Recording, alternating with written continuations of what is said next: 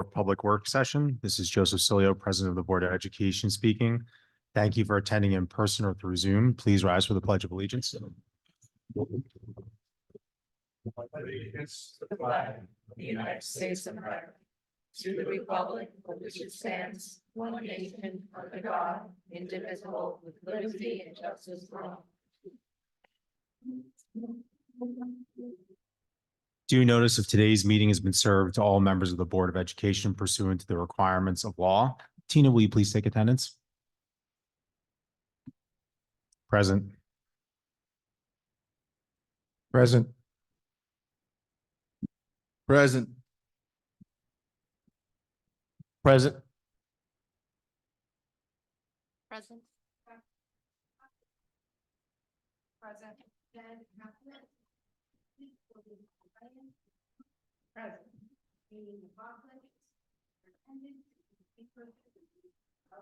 Present.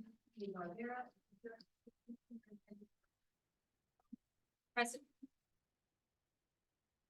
At this time, as some of you might be aware, we would like to ask for a moment of silence for Christine Kenny, a member of our community, the Garden City school community and the Garden City community broadly this past week. So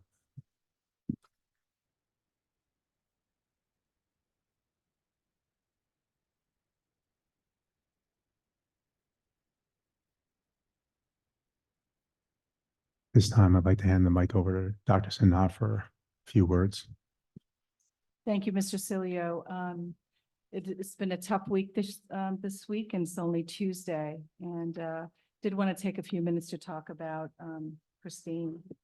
So yesterday we learned that Mrs. Christine Kenny, our teacher at Homestead School for the past 25 years, left us. She's been a big part of our Homestead family.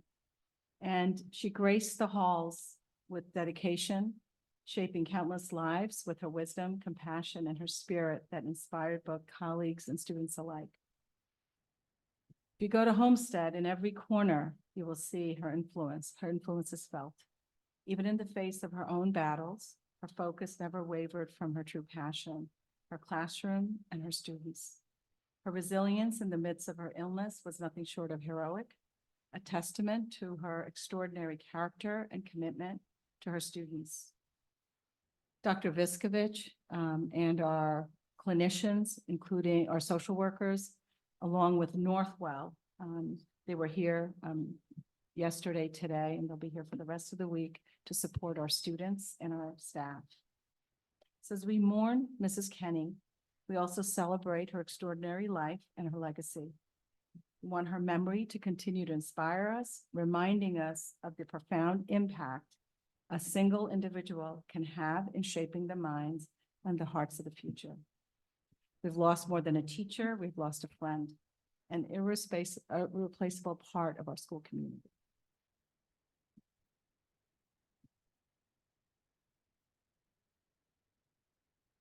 Thank you, Dr. Sinha.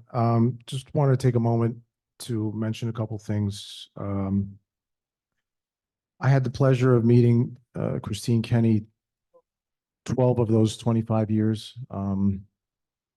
Ms. Kenny was my son's first grade teacher. She had the ability to bring kids that were extremely shy out of their shell and just in such a warm and loving nature. On a personal note, my paths would cross with Christine every morning as I used to commute into New York and into New Jersey. And I would always walk past her as she's driving into Homestead, and rain or shine, she would offer me a ride to the train station. I would always say, no, you need to go tend to your kids. Tremendous loss to the district and to the Homestead family. So please all keep her and her family in your prayers.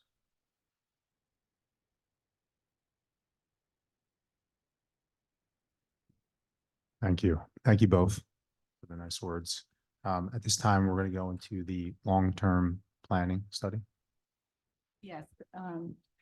So this, as you know, every other year, we do a demographic study.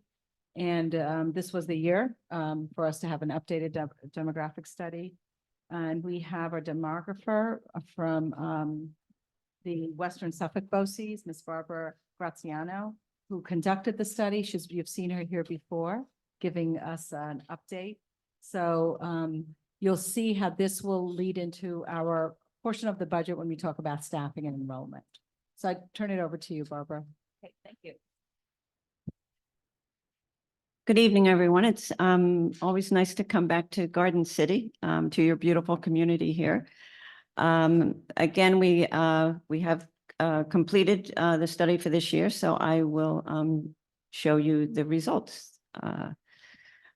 I'll start off by giving you a little background on the Office of School Planning and Research at Western Suffolk BOCES. Since 1985, we've completed more than 1,400 studies for districts, not just on Long Island, but also in the Hudson Valley, Westchester, Orange, Rockland, and other counties up north. Some Nassau counties that we are currently or have recently worked with include Baldwin, Bethpage, East Meadow, Farmingdale, and several others as shown on the slide. I'll start by just giving you briefly an idea of what is included in a study. We researched the demographics of the district. That includes birth rates. We look at births nationally, at the state level, at the county level, as well as all the way down to the school district level.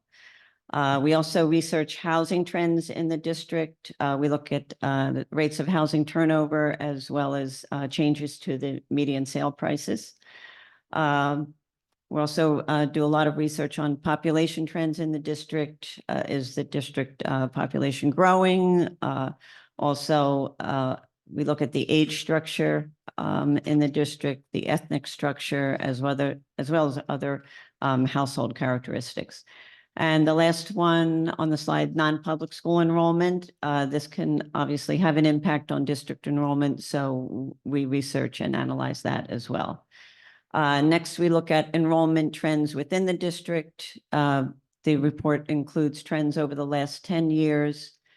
That would include migration patterns from grade to grade. In other words, does the district tend to gain, maintain, or lose students as a cohort moves from one grade in a particular year to the next grade the following year? And then the birth persistence analysis. This is where we analyze the relationship between kindergarten enrollment in a given year and the number of births 5 years prior. This shows just some of the sources that we use. A big one is the Census Bureau, but we also gather data from the New York State Department of Education, the Department of Health, New York State Office of Real Property Services, National Center for Health Statistics, all the way down to the school district. I'm often asked about the accuracy of our projections. So overall, enrollment projections produced by Western Suffolk BOCES generally fall within a 4% margin of error. However, you should know there are kind of 3 categories of projections. The first are projections that are based on students already enrolled in the district, and those would be the most reliable. The second category would be projections based on documented births, and this would be slightly less reliable. And the third would be projections based on estimates of future births, which would be the least reliable. And of course, the most reliable projections are those calculated for the periods closest in time, particularly for the first 5-year period. And I'll just make note that the study that we submitted to the district includes projections that go out 10 years. But for tonight's presentation, I've just included the first 5 years because, as I just said, those would be the most accurate. This chart shows you the accuracy of the projections that we issued in the study that we did for the district 2 years ago in 21-22. So when comparing projected enrollment to actual enrollment for last year in 22-23, there was a difference of 6 students. And then again, comparing projected enrollment compared to actual enrollment this year, for this school year, there was a difference of 5 students. So next we'll take a look at some demographics in the district. This just shows you the resident population within the Garden City School District for the period 2000 through 2020.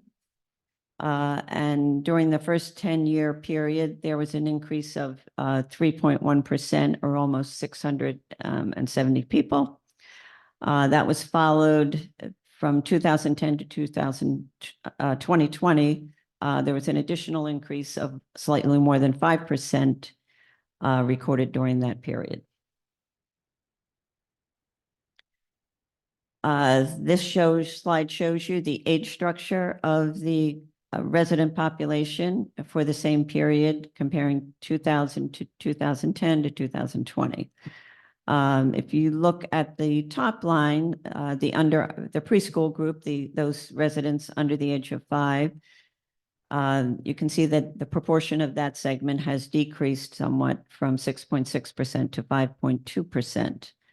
However, the young adult population, ages 20 to 39, there shows an increase over the period, that same period.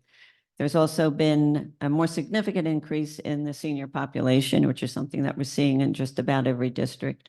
The 65 and older segment that has grown from 16.8% in 2000 to almost 19% in 2020.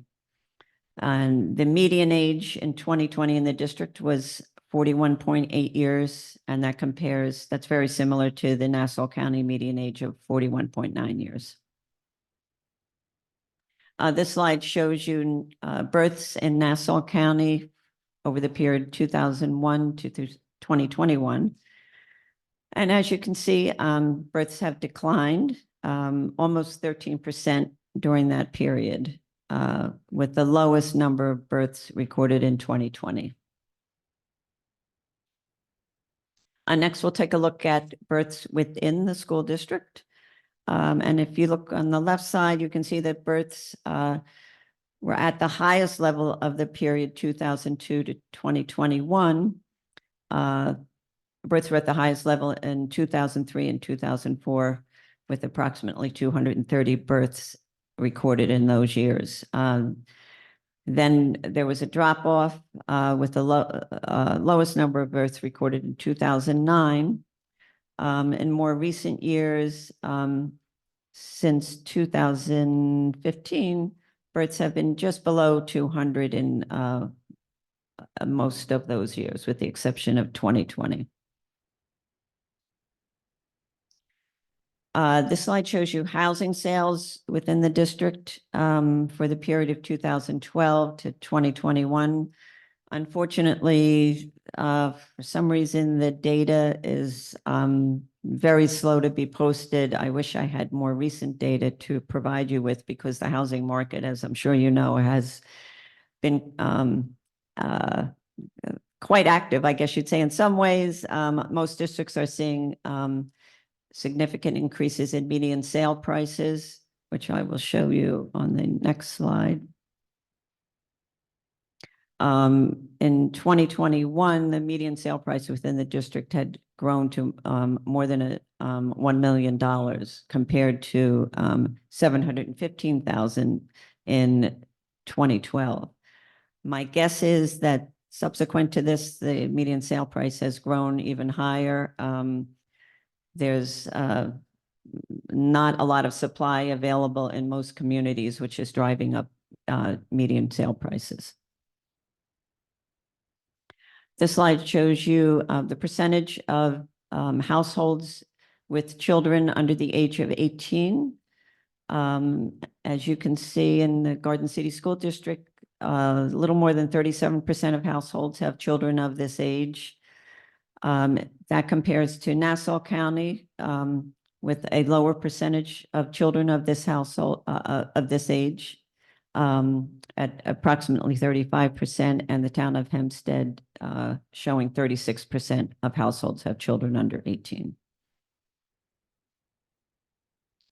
The village reported to us about the new housing complex that's being built at 555 Stewart Avenue, which is currently under construction. It will consist of 150 units, primarily 1 and 2 bedrooms. So therefore, this project is not expected to yield a significant number of school-age children. Next, we'll take a look at enrollment. This shows you enrollment in Nassau County for the period of 2013 to 2023. And during that period, there's been a loss of more than 8,500 students, or 4.3%. This shows you historical enrollment in the Garden City School District from 2013 to 2023, and then projected enrollment for the next 5 years. So historically, enrollment during this period in the district has fluctuated, dropping to a low in 2016, but then increases have been recorded in most years since then, so that overall, there has been a gain of 20 students over the 10-year historical period. And we are projecting that during the next 5 years, there will be a gain of 112 students, or approximately almost 3%. This shows you the enrollment changes by grade configuration. So during the first half of the historical period, most grade configurations remained relatively stable. The second half, gains were recorded in the elementary grades and the middle grades, while loss was recorded in the high school grades. However, during the next 5 years, small losses are expected in the elementary grades and the middle grades, while a gain of almost 200 students is projected in the high school grades. This slide shows you kindergarten enrollment. Again, 2013 through 2023, when kindergarten enrollment ranged within 236 to 336 students. And projections indicate that during the next 5 years, kindergarten enrollment will remain relatively stable, ranging within 271 to 292 students. This slide shows you kindergarten distribution among the 3 elementary schools from 2019 through 2023. And as you can see, the proportion of students at the 3 elementary schools, Hemlock, Homestead, and Locust, fluctuates in some cases there are significant fluctuations in some years. For example, if you look at 2019, approximately 32% of the kindergarten cohort was enrolled at Homestead School, while the next year Homestead School enrolled approximately 44% of the kindergarten population. This current year, 2023, the enrollment is a little more evenly distributed, with 31, 33, and 36% of students enrolled in the 3 schools. So a couple of things that are impacting enrollment. On average, the district gains students in progression to most grades. Average maintenance is recorded in progression to grades 6 and 8. However, historically, every year, there are losses recorded in transition to 9th grade. So that will impact some of those gains in the lower grades will be minimized when students leave the district in 9th grade. This shows you the losses, as I mentioned, to 9th grade. If this from 2022 to 2023, there was a loss of 32 students in transition from 8th to 9th grade, or in other words, 89%, slightly more than 89% of 8th graders continued into the 9th grade class in the district. So to summarize, district enrollment fluctuated, but overall remained relatively stable during the historical period 2013 to 2023, with a gain of 20 students during that time.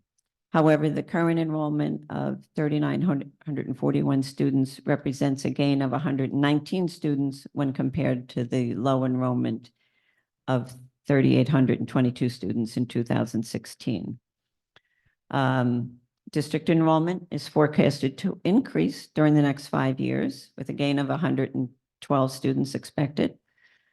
That is accounted for by gains in the high school, and small losses are projected in the primary, intermediate, and middle grades.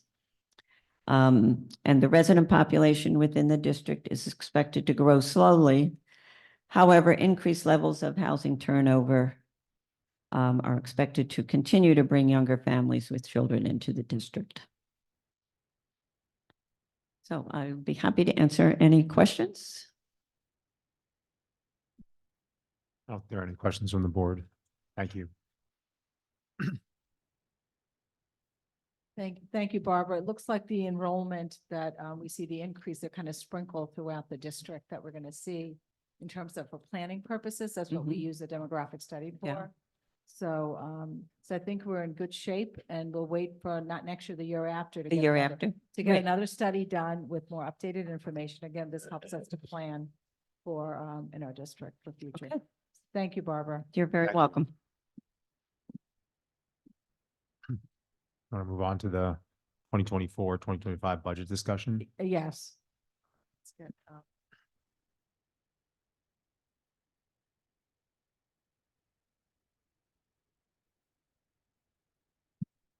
okay. All right, we'll move on to our instruction part 2.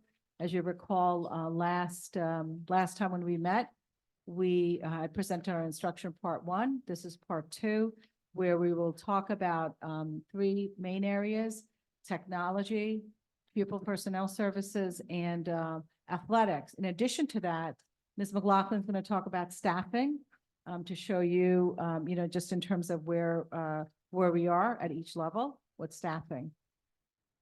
Okay. So, we always begin with our mission and vision, and I do want to thank my colleagues here tonight for their hard work on this budget. And this is our last one before the budget hearing. There's been a lot of work put into this in this budget, which I'm really very proud of. So this evening, again, we'll give you the overview. We talked about the 3 to 4 different areas we'll be discussing tonight. And then Mr. Capio is going to go over the codes, and then we'll discuss what's on the ballot, and then address any questions you may have.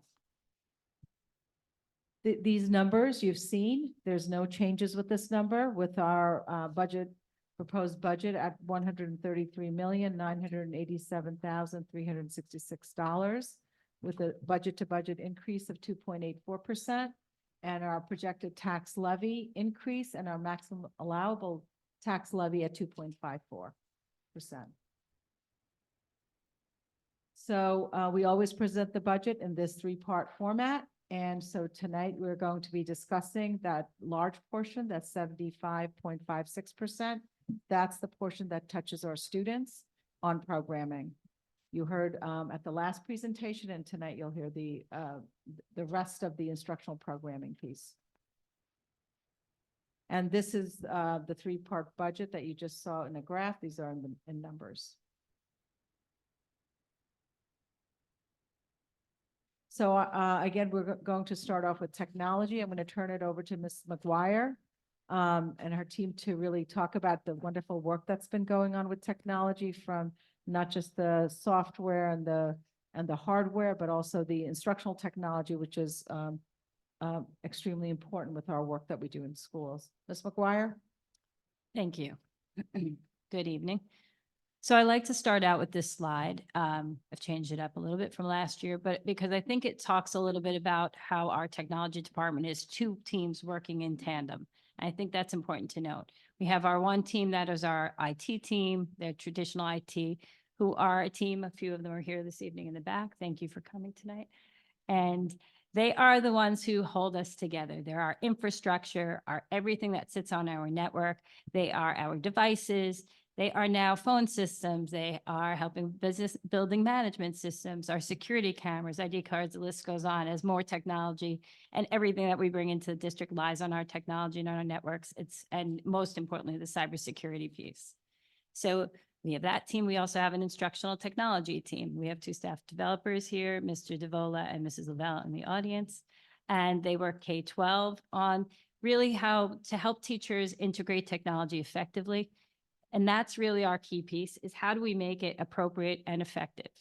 And all of that is in service of the student learning outcomes. And that's what we're here for. So I'd like to take a look at some of the IT priorities we had for last year. We're going to talk about IT priorities and then some of our instructional priorities. These were last year's goals and some of the priorities we had. So I want to give you some status updates on those.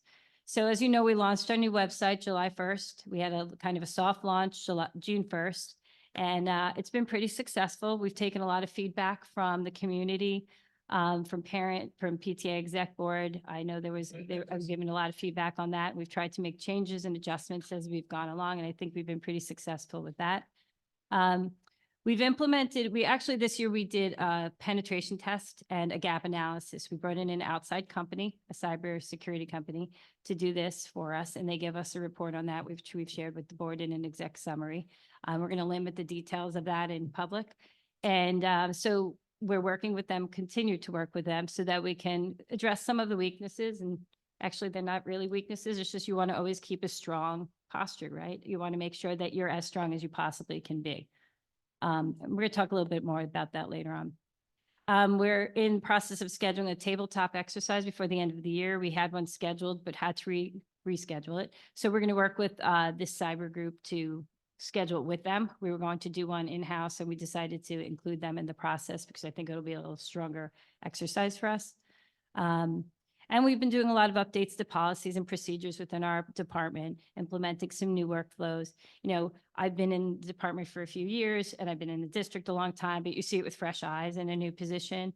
And I'm very much kind of a systems type of person. So really looking at it and kind of trying to address it with some new workflows and streamlining our effectiveness. We've also two new add-ons where we have been doing kind of a phase-in process of updating our smart boards. We call them smart boards. They're not all by the Smart brand. They're interactive boards. Last year we did the high school. This year we went halfway through the middle school, and we're going to continue the remainder next year.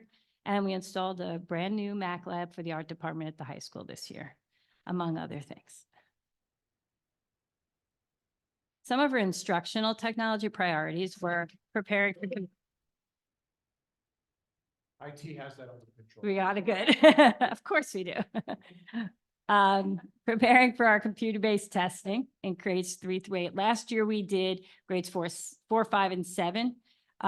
This year it was mandatory for grades 5 and 8 to participate in computer-based testing, but because of successes last year and working with the building principals, we felt we were comfortable with moving forward with this year. So we've already done grades 6, 7, and 8 ELA, where yesterday and today, thankfully before 11 p.m. when there was fiber cut near BOCES and we lost internet and phones, but we're in good shape there. We've been working really hard the last few years. This isn't new to us. We knew that the new New York State Computer Science and Digital Fluency standards would be in full implementation in September. And we've been talking about this for several years. So we've been continuing to work on that we've been part of the CAD work.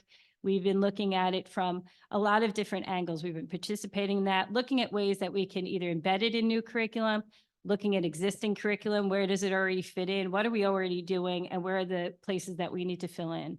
So it's our own little gap analysis there. So I think we've also developed a great bird's eye view using the curriculum, some storyboards which connect to the CAD work. And that's really helped us to kind of get exit outcomes for every grade band of what we want our students to be able to do based on these standards. We've been doing our team has done a great job. And when I say our team, it's led by Mike DeVola and Lauren Lavelle, but it's also integrated. We've really worked hard with the library media specialists throughout the district. We've all become one team in addressing all of this and leading the technology integration. We've been working on technology integration and curriculum design for the new spaces at the elementary buildings. Mrs. Conforti, our computer specialist, goes between both buildings and works. And she's also building the capacity, pairing up with the librarians there to help them learn and understand more about technology integration. We've also expanded the use of Kidoyo, which is a computer science platform, which is something that we initially bought for computer science purposes, but it's become so much more for us. And so we've been using it to lead students for some badging and having some curriculum work with kind of like an end game for them, something to work for. We've explored some new course offerings. Sorry, I'm like, my eyesight's going. I don't know where to look. I can't see here. It's getting old. I know. We've been exploring some new course offerings in computer science and business applications, which we're going to kind of discuss later because we're excited about those moving forward. And I have to say, one of the biggest things that we've been able to do is really offer increased and more individualized professional development for our teachers. We've been listening to them, getting feedback for them, and really talking to them. I always go back to the AI piece because when that came out last year, it was a little scary for a lot of people. And we got ahead of it. We really wanted to make sure everybody had an understanding of it, not a fear factor about it, really just an understanding. And where do we go with this? And, you know, a very slow roll. You know, we weren't looking to jump into anything. We wanted it to be something that was, you know, we really gave it some thought. Also, we're very excited. I'm very excited about the implementation of the Linkit program. I love Linkit. I love data, and I love that what this has done is really offered us all a way to kind of look at the bigger picture of our students and not as individual little tests here and there. It kind of gives us a broader scope. Lastly, we've been increasing our parent outreach as our team through PTA meetings, attendance at those, giving parents some training, especially earlier on this year, updating our parent website, which we have, which you can access off of the district website, by the way, and a quarterly newsletter on technology for parents. So I want to address a few of the things in here because I think this is a good screenshot of kind of some of the things that we've supported this year. We've migrated to the digital PSAT and SAT. College Board required that this year, so we were successful in October, November, we did the digital PSAT here in district, and we just offered the digital SAT in-house. We'll also be doing it as a national testing center in June. We've done rollouts on 5 new applications, and it sounds like not a lot, but it is a lot. It's a lot to do it purposeful and meaningful and make the connections for teachers. We installed 31 new line boards. We've offered 7 Tech Bites, which are a partnership of Mr. DeVola and Mrs. Calamo here at the high school. They're offered during the lunch periods, and teachers are not obligated to go, but there are pretzels. So they often go and they get a short little snippet of training on, it's very focused training. It's maybe 25 minutes to half an hour, and they go and there's a lot of learning involved. We've offered 23 Flex PD sessions throughout the year to teachers in various grade levels. Especially popular are our 10 Pajama PDs, which developed based on teacher feedback and offered by Mr. DeVola and Mrs. Lavelle. Pajama PDs, we've had 208 unique attendees. And I say that because it's not just 208 people in total, but it's 208 unique attendees to this. These are offered anywhere between 5 and 7 p.m. We call them Pajama PDs because you could be in your pajamas. And it was based on, you know, teachers wanted to be able to learn and they were tired at 3:30. So what did they want to do? If they wanted some early morning PDs, that's been offered as well, but this is highly popular. I think you have one tomorrow night with about 75 people on that. 2 of them tomorrow night, sorry. We rolled out 625 new Chromebooks. We have 1 new Common Sense certified school, that's Garden City High School, and that was led by Mr. DeVola and Mrs. Calamo. And Common Sense Media is a website that offers parents and really anybody information about everything from books to movies to websites to anything technology related, and really about best uses for it. It kind of gives it a rating scale on safety and what's best for your child, and it helps you to make a more informed decision. We have 14 Apple educators in our district. Those were mainly primary school teachers who worked with Mr. Duvall and Mrs. Lavelle this year to become Apple certified. We have had presentations at 4 local and global conferences this year, everything from ISTE, which is an international conference that was held in Philadelphia this year, to local Nassau County ones in Suffolk County.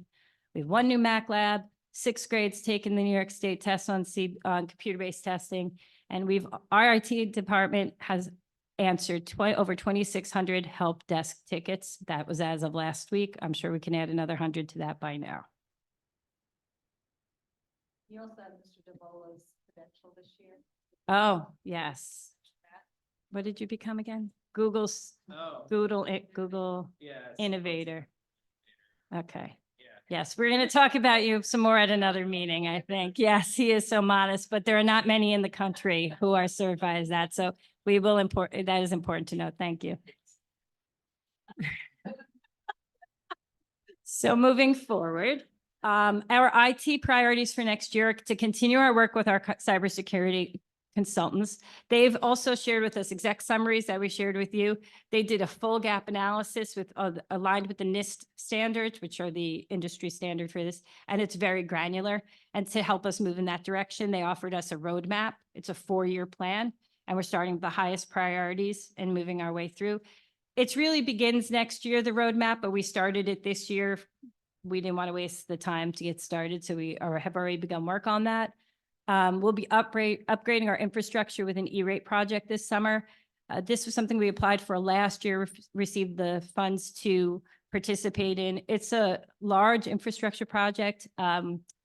Unfortunately, it took 364 days to get all of the, as I was told by CDW, to get all of the supplies in. They're in. We'll be installing that over the summer.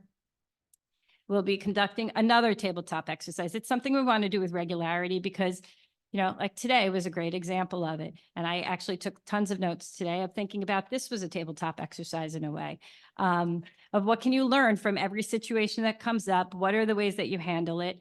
What are communications that need to go out? And really what are some takeaways from it? So that's what we'll be continuing to do. Expansion of our IT asset inventory system to include more of the devices that are purchased throughout the year. Complete the interactive board installation at the middle school. We'll finish that up next year, and that'll be part of finishing up the district, we hope, by the end of 2026. And those give us good 10 years. So that should be it for quite some time, except for odds and ends. And we'll continue to attend some cybersecurity training to keep current on best practices for our staff. Actually, I want to go back to that. Whoops, wrong way. Go backwards.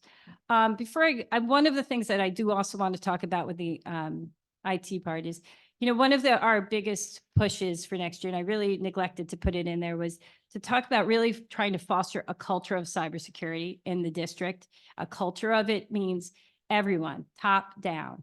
Everyone from our students being involved, to our staff being involved, to our administrators being involved, to our parents being involved. And that is really the best strategy you can use. It's the first line of defense there. So I do want to mention that part. Instructionally, we'll be continuing to ensure preparedness for our students with the New York State computer-based testing. We're giving them some ways to practice this in platforms that we have that mimic the testing site, because you don't want them to just see the test the day of. You want them to have some practice on that platform. So we have some platforms that mimic it. Actually implementing the New York State Computer Science and Digital Fluency Standards, supporting the new technology courses, including cybersecurity and design and modeling, the Project Lead the Way course, and other courses that are being developed for computer science and business applications. We're going to continue to provide specialized professional learning and on-demand support for our teachers, continuing to ask questions, ask them for what their needs are. This year, we will be reconvening the district-wide technology committee. We're due for an update for our New York State technology plan. It's every 3 years. which feels like it was just yesterday we finished the other one. And this one will be valid from 2025 to 2028. So we'll be looking for community partnership in that. And we will have everything from students to teachers to administrators to community members in that. We also started meeting with some students at the high school this year. We actually had a meeting with them yesterday to get feedback from our students on their technology needs. So moving forward, we're hoping to create a student advisory group. I invited a few of them to, if they are interested, to participate in the technology committee moving forward. And probably a lot more. So thank you. Thank you, Mrs. McGuire. One thing I just wanted to mention with technology is I don't think anything we do in our district that technology doesn't touch. You know, in terms of our, from teaching and learning to just the functioning of our schools. And I did want to mention one thing that we started at the elementary school, the synchronous learning for kids, or where kids are, or asynchronous rather, where students are doing, it's a self-paced work around a module that Mr. DeVola worked with Carrie and Chris and with Kid Oyo to develop. So that's something I think the participation was between the two buildings, about 300 students, if not more. Oh, that's great. Yeah.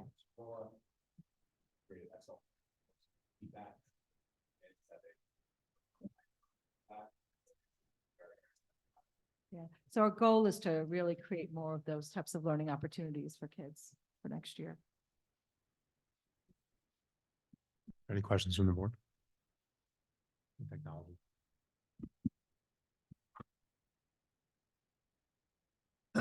Thank you, Mr. McGuire, and the entire IT task force, because it has to be said that a lot is done. If you look at some of the stats here and the technology by the numbers, it's done by a very limited team. Mr. DeVola, Ms. Lavelle, Pat, for many years, Rob, and the entire team. There's a lot that goes on. People don't have a sense of appreciation, so thank you. I think it's pretty clear you've really, Ms. McGuire, you've really taken this at the helm and you've re-engineered it, shall I say, and just brought it to the next level with everything that was done. So my compliments to you and the team. It's a very hard task. Technology is moving constantly and it changes daily. And you always have to trying to stay one step ahead of it. So my question is, it's centered around phishing campaigns. Obviously, I didn't see any of that. I know that's done behind the scenes.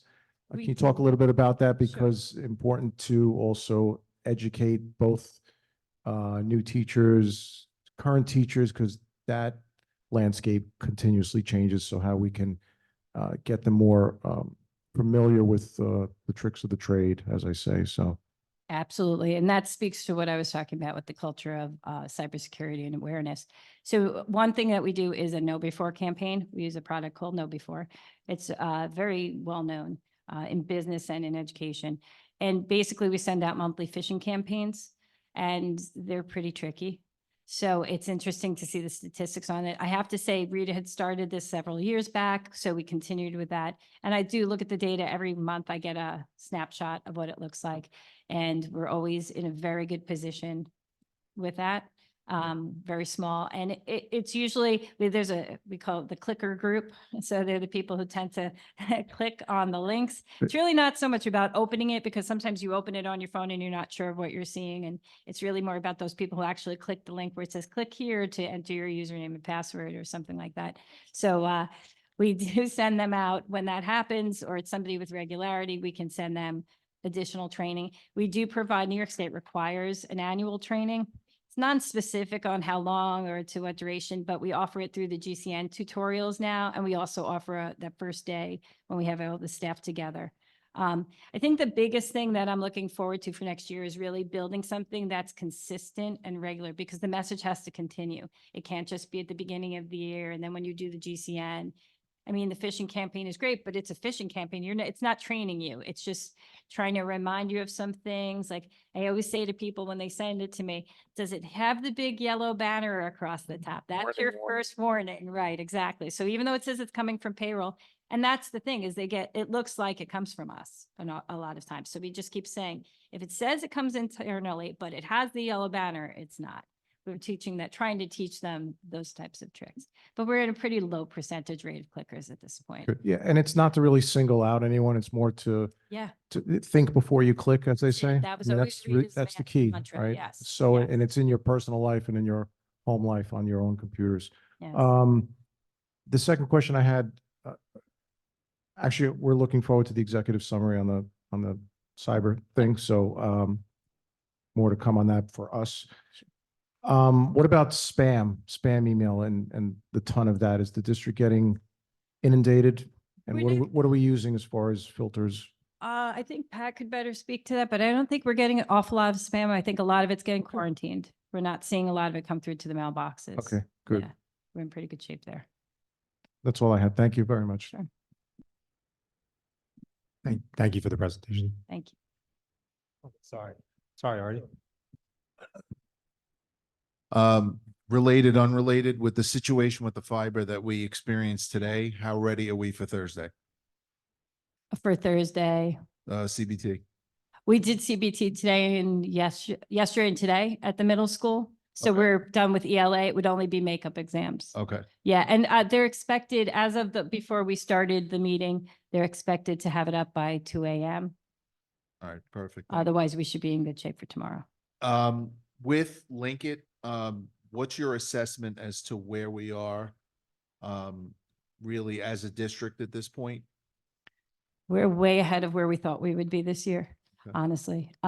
Where we didn't even think we would be integrating the teachers into this. We really just wanted the administrators fluent in it. That the teachers, once they started seeing its capabilities and what they can get from the data, they were excited to get on board. That's great. How will this data be used for articulation for next year?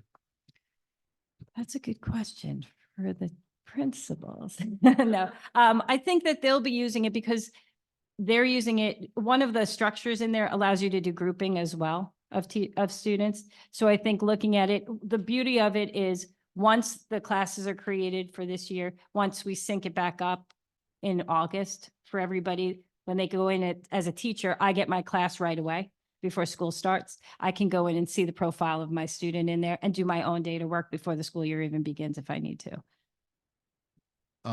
Does Linkit, because I know that this came up in previous meetings, there was a situation where there was a concern around PT. Is there a component in Linkit where we can, I guess, monitor and or input the amount of times that students will receive OT, PT, and speech? You know, I'm sure there's a way to do it. We don't currently have it in there, but they build out a lot for us. We're one of their early adopters in New York State, and they've been really great with anything we need built out. They have a whole other piece to it that we haven't added on yet that integrates a lot of, right now we can use it for MTSS, but they also have a whole other piece that is involved with that side of things. Okay, But we 'cause, can ask for that. yeah, obviously something like that would help with hiring and, obviously if there's going to be any issues with staff shortages. I know that you mentioned AI. What specifically is being done to prepare the staff for dealing with, I'll just say it, plagiarism? And also, I mean, I have to tell you, I've used it a few times. It's an absolute weapon for staff. My school, we had a letter going home about the earthquake in 3 minutes. Yeah. So how is it that we're kind of balancing, making sure that we have the bloodhounds out sniffing out the plagiarism and also being able to use it to our advantage? So right now we have it pretty much open for teachers. Okay, We have it blocked for Google accounts. The district student Google accounts are not allowed to access anything AI related. But it doesn't mean they're not going on their hotspot on their phone or anything else and getting into it. So we can't monitor that piece. But what we can do is we have Turnitin here at the high school. The Okay. Turnitin program, so papers can go through that. There's an AI piece built into that. And after it runs through that, because most of the teachers use it to have students upload papers too, normally for plagiarism reasons, it also gives an AI checker on it. So that opens up the conversation. If you run a paper through and even though you only see 11 or 12% plagiarism, but you see 46% on the AI checker, it's not a perfect tool, but it's something to at least start the conversation about. I think the other thing we've done and that I'm really proud of with actually all of the principals is we started with training the principals. We started with the staff. We continuously talk about it. We've brought in new tools for them to use. We're trying to make it so that we're not scared of it too, that we understand it, because we all know as adults, your biggest threat is trying to keep ahead of them. We're never going to keep ahead of them, but just at least know what's going on out there. And I think we've done that. I know Mr. Steingrubner has done a lot of work with his staff and faculty and professional development meetings on it. He's always talking about it. We have part of our Tech Bites is mostly on AI at this point. You know, we're really trying to give them the tools that they need. And we heard some feedback from the kids yesterday when we spoke with them in the high school. There was a group of every grade level that was there. We were talking to them about it. And some of them really, to be honest, there's going to be some that are really aware of it. And some of them who were like, oh, I don't even use it. So we're doing the best we can. And I really think that we are being very proactive here. And we haven't rolled anything out to students. And there are a lot of districts who are going out there and just buying the first product on the market. And I'm not a fan of that. I think we need to really be mindful of what we're purchasing, be mindful of how it's going to be used, and be prepared for it before we start putting it in anybody's hands. Thank you. Thank you, Ms. McGuire. Thank you. Ms. Clementi, if you can go through the pupil personnel services, please. Good evening. Thank you to the board, Dr. Sinha, of course, the community and my colleagues for their support of PPS and all of our initiatives and programs. Garden City really is an inclusive community, and none of our students would be as successful as they are without all the support from everyone here today, particularly all of my colleagues. So tonight we're going to talk about some of our programs, and you're going to see that collaboration and inclusion really run a common thread through everything that we do through PPS. So this slide we actually bring up every year as part of our budget presentation. These 5 pillars of the strategic plan really represent the lens through which we look at the work that we're doing. So we're looking at program development, family engagement, data-driven decision-making, so much of what Ms. McGuire talked about, so much what of the curriculum developers and our coordinators talk about, really lends the driving force behind that data-driven decision-making. Strategic partnerships, both within the district and outside of the district, with our PTA, our SEPTAs, and professional development, really targeted and aligned PD that brings both the district's mission and goals into accordance, as well as the trends that we see with our own students. So the next few slides that we're going to look at are going to speak to the data a bit. It's really going to help us to see where our numbers lie and how our students are serviced through the PPS lens. So this is our CPSE transition to kindergarten slide. Historically, you can note here, we're looking at both total CPSE students, so classified preschoolers, as well as center-based students, so students who are in programs in the preschool age. So we did have a pretty significant spike between that 2021-22 school year and the 2022-23 school year. Since then, though, we do see that we're trending downward, both in overall CPSE students as well as program students. And our projections for next year continue to follow that downshift trend. We had our demographic report a little bit earlier, and really our CPSE numbers a lot of the times are kind of closely tied to those environmental and demographic trends. Our numbers have consistently mirrored those of our neighboring school districts, so we're not surprised to see where our numbers lie in this area. This chart shows the number of classified students across each of our age band settings, as well as BOCES, other public school district students, and non-public students. There's a couple of notable things to us here in this chart. The decrease in classification at the elementary level. We're in our 3rd year currently of our primary school OT and speech push-in supports. And what that means is that for all of our students in the primary grades, for the last 3 years, they've been getting proactive supports that address many like new and developmentally novel tasks for them. That includes everything from alphabet recognition to cutting skills. And so we really do think that the proactive supports in those areas have been allowing our students, for us to get to our students early, to be diagnostically prescriptive with pre-referral interventions, and to have a consistent source of data from which to make informed decisions about tiered supports. So we do believe that that's one of the reasons that we're seeing that decrease in classification at the elementary level. Additionally, the district has done pretty extensive PD in these areas, specifically around Hegarty implementation. And additionally, we were proud PPS to be able to support the hard work of our literacy director, Lauren Kaufman, in providing all the K-1 classrooms with decodable books. So that was, something that we were able to provide this year. We did also note a slight increase in classified students at the middle school level. We had many conversations with our middle school admin counterparts, and we looked into some of the data, and we believe that this is kind of a confluence of factors. We do think that, the first being that the middle school years is a big developmental time for students, just in age, as well as just the environmental changes of what they're going through in that 6th through 8th grade band, academically, socially, emotionally, in all those arenas. We also had a substantially larger 6th grade bubble this year. So just, looking at increased numbers, obviously the raw data would show an increase in numbers there.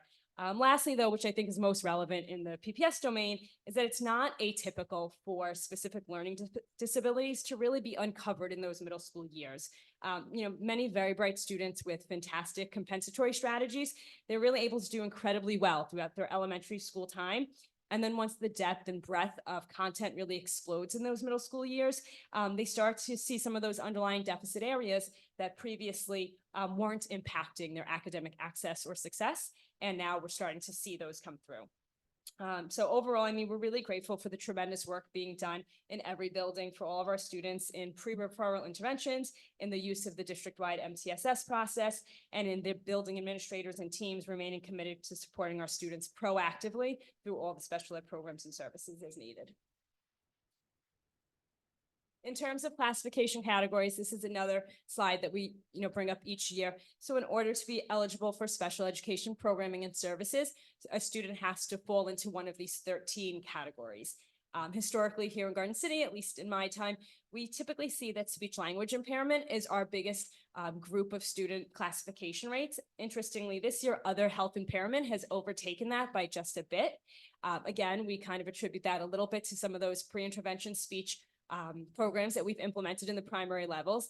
Additionally, the other health impairment category really encompasses a lot of our kids who have these diagnoses of anxiety, ADHD, these executive functioning challenges. So things that we are not surprised, again, we'll see in a few minutes in our Northwell slide, are trending upward in our community students. And so it's being reflected in the classification categories. And autism also has been a slight increase in that classification category that also mirrors the overall population, at least in the nation. There's an increase in that diagnosis. Continuum of services. So this, again, a lot of these slides appear every year. I apologize for the redundancy. But this is just the visual representation of the services that are available to all of our students. Here in Garden City, we have students at every level. As you move up the pyramid, it becomes more restrictive, which means students require more support, more services, and less time with their typical peers. We, of course, always value the inclusivity, the least restrictive environment. It's both our responsibility under law as well as our commitment to culture of inclusivity that we try to keep our kids in the least restrictive environment possible where they can make progress.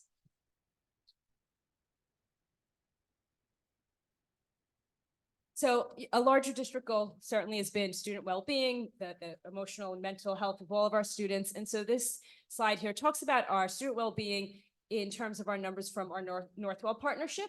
So we obviously seek to align our programming to what the needs are being represented when our students are seeking out support. So what we see here is that with our partnership with Northwell, it's continued to have increased usage. This year, we've had 63 students so far with clinic visits, 43% of which came from school referrals and 57% from family referrals. Northwell gives us a lot of really great data. This is just one little piece of something that we receive from them on a monthly basis. And we see some really specific data points from them that shows us both utilization and the primary reason for student or family coming to the clinic or to their sites. Anxiety remains the #1 reason for referral and use of our partnership at this point in time, with depression and behavioral concerns just below there. Again, these are trends that are mirrored in our neighboring communities and Nassau County overall. High levels of anxiety, unfortunately, are not uncommon statistically in high-performing communities. All of our building staff, particularly our psychologists and social workers, work very closely with our Northwell partners to connect families to ongoing care and consistent care, and they continue to monitor students across the social emotional domains when they're in their own buildings. So these are our priorities from last year. So similarly to Ms. McGuire, we want to report out on how we've been doing with them. So we had reported last year that one of our goals was to improve goal writing and data collection across all of our buildings and to help drive our informed instructional decisions based on that. So we've done, some PDs in this area, particularly last school year, we had trialed Datability, which is a data collection software that allows all of our teachers to kind of make more efficient use of their time, to streamline their data collection methods, and also to house it all in one central place. This year, we made that available to all special education teachers in all of our different settings. A lot of them have been using it. Some preliminary conversations with teachers are they are finding it very helpful. And again, that streamlining and also just the maintaining of the records component. We are going to be doing a deeper debrief with those teachers towards the end of May to really get some more focused feedback from them. One of the nice things about this program is actually was created and developed by a local Long Island teacher, and he is super responsive in feedback. He wants to hear from the districts using it, and he almost in real time will make adjustments to the program in relation to how teachers are seeing it implemented in their own classes. At the building level, we've continued to partner with both our building leaders and our coordinators to make sure that our students are being able to succeed in both, reading and mathematics as primary areas of concern, but in all of their content areas. And our K-5 data is showing that our students are continuing to make nice progress in those areas. I mentioned at the beginning that inclusivity is such a goal for us, and it's such an important priority here in Garden City. So the integration opportunities into the special areas is something that we focused on this year. We've continued to provide PDs specifically on Superintendent's Conference Day. We were able to provide a PD for many general education special area teachers on how they can support special education students in those specials. So that was something that we were happy to see. And, of course, all of our building administrators, any class or elective special area that's available, they work with their teachers and they work with our department to find ways to make it more inclusive and to make our special education students more successful. In our small classes, particularly our 812 classes, the teachers there do some pretty targeted core language work with our students. So when they're participating in specials with their typical peers, they're able to make the most meaning in those opportunities as well. And then the last one, focusing on student well-being through our partnership programs. That includes our Northwell partnership, of course. We've continued to utilize the DESA this year, and the data that we collect from there is being utilized on all the grade levels as ways in which we prioritize the targeted lessons that we're doing for students in those social emotional domains. And this is our last slide, our 24-25 priorities. So looking into next year, the first of these bullets is to execute the recommendations provided by the Special Education Advisory Committee. So this committee included a robust collection of stakeholders, participants, and they will be reporting out, I believe in May at a board meeting, about their recommendations. I was lucky to be a part of this committee, and I can say that it did allow me to see so many different perspectives and lenses on special education and PPS. It was exciting work, and I look forward to being a part of that presentation in May. We continue to plan to refine proactive supports in the areas of speech, language, and motor development. So that includes continuation of the primary speech, language, and OT supports. We're hoping to expand that into the elementaries. And additionally, in the high school, speech and AT are now being utilized as part of some of our 12-1-2 classes in order to help build that content vocabulary, the inferential comprehension, and essay composition for some of our 12-1 small class students who'll be taking Regents. And these are areas that have been particularly difficult for them. And so we're trying to integrate those supports there. We'll continue to employ the DESA screening tool to pinpoint interventions, developing a long-term plan for hard-to-fill positions, particularly OT and PT have been a high-need area for us this year.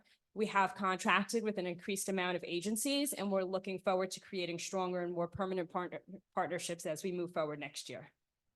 And lastly, on a bittersweet note, we will be supporting the incoming Assistant Director of Pupil Personnel Services, acclimating them to the community, its culture, and its programs through a robust entry plan. So thank you all for being here tonight, and I truly thank all of you heartfelt for all the support, leadership, and guidance that you guys have provided throughout these years for me.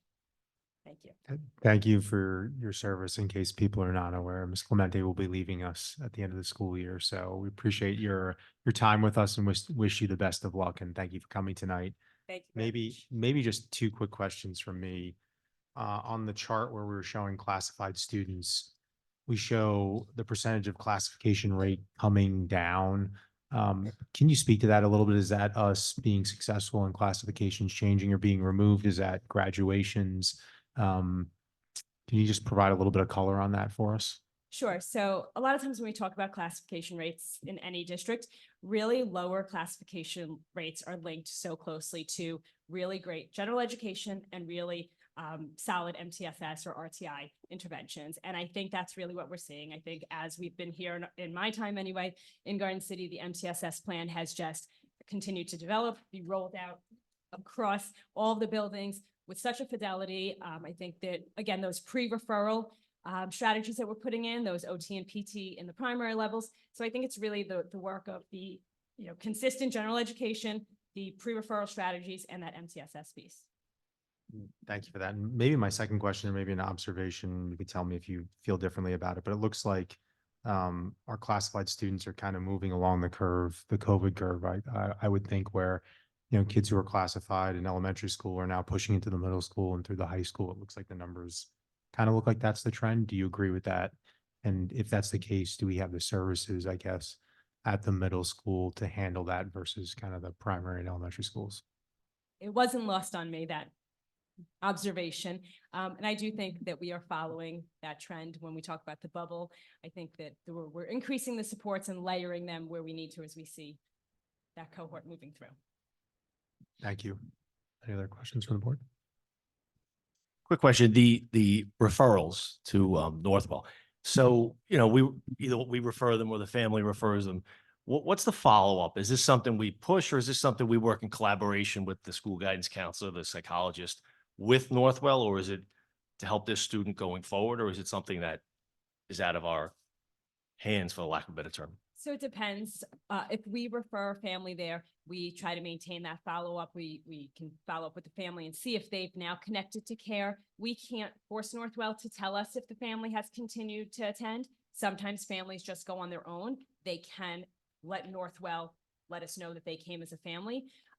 Usually we've got our finger on the pulse of the kids who are going, even if we didn't send them. And so our psychologists and our social workers really just try to make sure that they are connected to care, whether Northwell did it, and if not, we have more resources to then provide them. Thank you.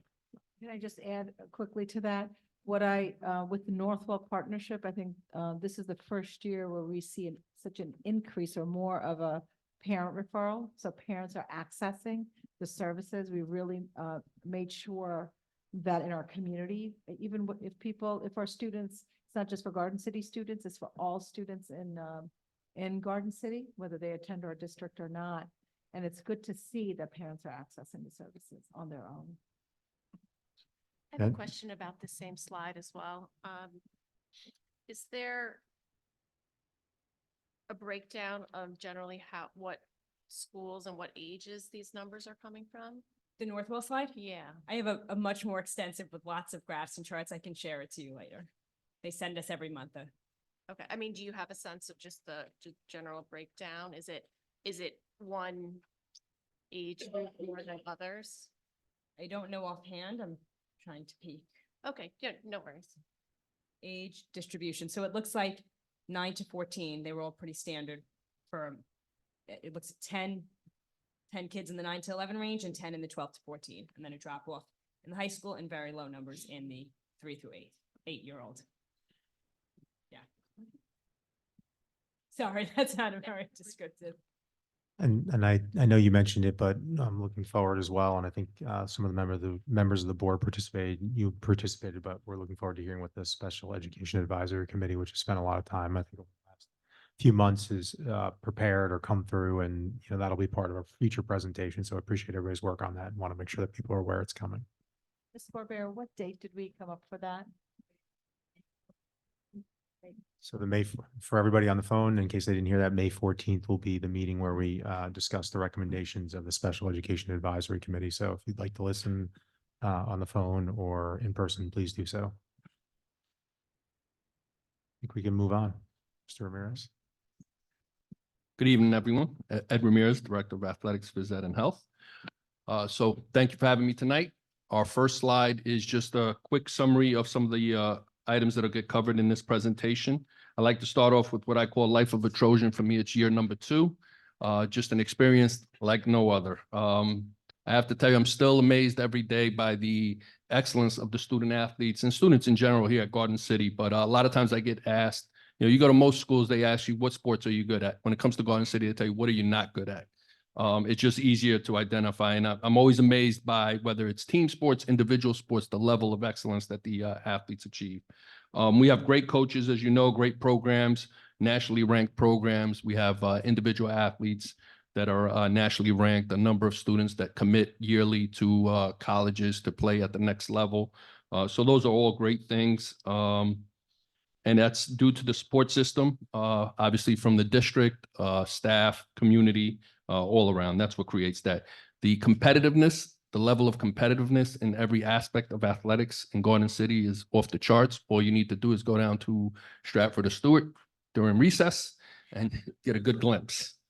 But that carries over. And again, that's part of Phys Ed. Good Phys Ed program, a strong Phys Ed program creates that as well. Oh, I should go back. I did have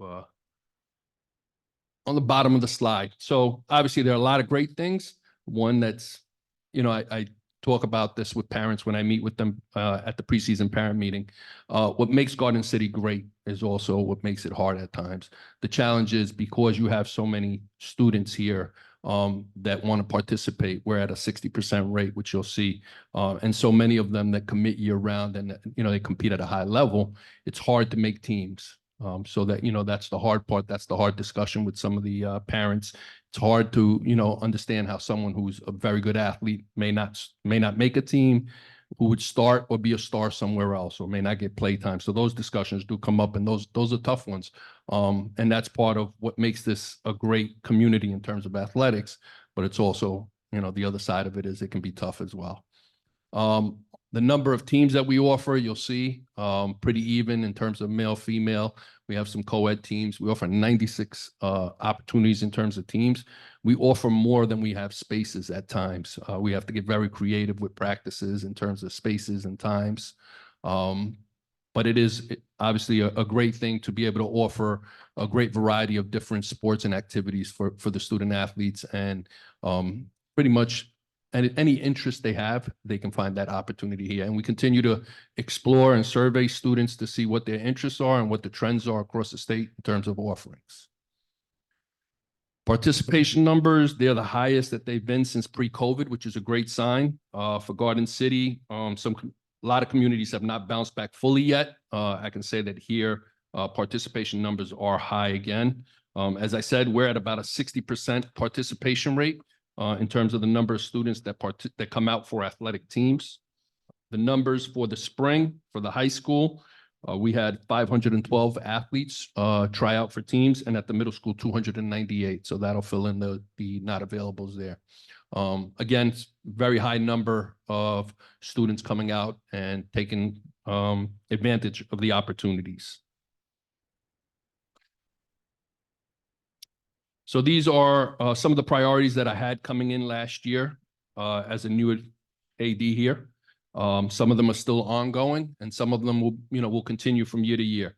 The first box that you see there is the evaluation of coaches. Continue to work on how we can establish systems to evaluate coaches, evaluate programs. We have a web-based program that we use that allows me to evaluate coaches, and it communicates with the building principals, district administration, so they see up to the minute evaluation of coaches from year to year, month to month, season to season. I also have end of season program meetings with the coaches. Usually starts out with the varsity coach, and we include the assistants and the lower level coaches in those discussions about, again, trends that we see, things that need to be addressed, any concerns, anything that they want to communicate with me or vice versa. Coaching certifications, that's an ongoing process. We use Final Forms, again, web-based program. We are 100% aligned with the requirements from New York State. I work very closely, and thank you to Mrs. McLaughlin, with her office to make sure that all our coaches meet the standards and the requirements. Communication. I put 2 slides on there because I've been known to over-communicate. This is an ongoing. I do believe that there's never too much communication. We use multiple platforms, and we continue to look for the best ways to communicate to parents, keep them informed, not only of day-to-day things, but also to be able to publicize, congratulate, and announce the great things that our student athletes and our programs are doing. Obviously, we use X, Instagram, things of that. We use Parent Square. We've started using Family ID to communicate with teams individually. So those things will continue. Celebrating excellence. This is actually one that I thought was going to be fun, and it was, but it was I bit off a lot more than I can chew. So one of the goals that I set for myself was to digitize the Hall of Fame for Garden City, which obviously is one of the more successful and traditional Hall of Fames in all of New York State. You have over 300 championship teams. We have a Hall of Fame here just in Garden City with over 200 members. But you wouldn't know that walking into the building. So what we've done is we've been able to put up a digital Hall of Fame, which is an interactive 60-inch screen in the lobby. Visit it on your way out. There's also one in the cafeteria that's still in the works. But that's allowed us to now tie in the history of the athletic program with the current community here and the students, to give them an opportunity to see what has happened here in terms of athletics. It also allows us to highlight individual athletes currently that are all county and better since last year. So it was a big project, continues to be a big project. What that also allows us to do is free up some of the space in the display case, because there were a lot of things in there that were lost and a lot of things that should have been in there that we just didn't have room. So that is the next phase of this, which you'll see as part of the goals for next year. Continue to work on uniform replacement. We have a calendar, a 4-year calendar, so the teams are able to replace uniforms at both the high school and middle school level every 4 years. Some other priorities that are ongoing, working with district office and obviously the Board of Education for our, I'm happy to say, the bond that passed and the new facilities that will be coming in. And I look to have conversations with coaches about those facilities and what we need. Some other things that we're working on is revitalizing some of the facilities down at the middle school. We started with some plans for the baseball field. We did some work on the main field. We recognize that those fields need attention as well. All right. One too many. All right. So priorities for next year, as I said, I continue to work on evaluating coaches, but not only evaluating coaches, working to recruit young coaches that'll be the next wave of our great coaches. As coaches retire, as coaches step down, we have to work to make sure that we fill those gaps with qualified people that'll continue to contribute. One of the other goals, where'd I go? Am I out of order? No, there's a slide. No, there's a slide. I'm sorry. The other way. Which way? What? I'm so confused. One more. There you go. No, it's missing. It's missing. So No, it's one more. You gotta it's keep at the going. end? Yeah. There it is. All right. All right. We get there eventually. All right.